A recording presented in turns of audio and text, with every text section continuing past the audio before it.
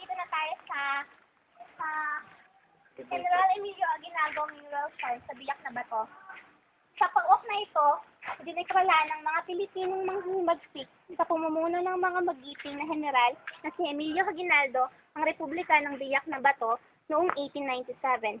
Ang itinaguri ang Aguinaldo Cave na nagsilbing kuta ng mga kapitonero ay ang siyang lugar kung saan nilagdaan ng general at ng iba pang mga revolusyonaryo ang konstitusyon ng nasabing republika.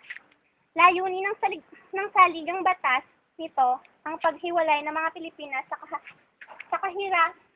kahariang Espanya at ang pagpapatatag ng isang estadong magsasarili na kung saan Tagalog ang mga pagiging wikang opisyal. Ngayon nagdadaan na sila. Tourist, ngayon papunta tayo ngayon dito sa Pahingahan Cave.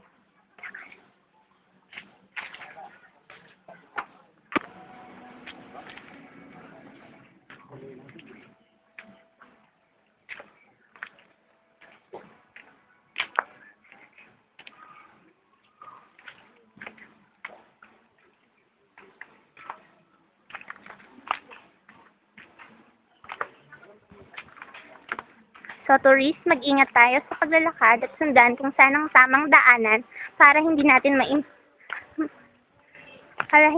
maistorbo ang environment o ang mga puno at ang lupa.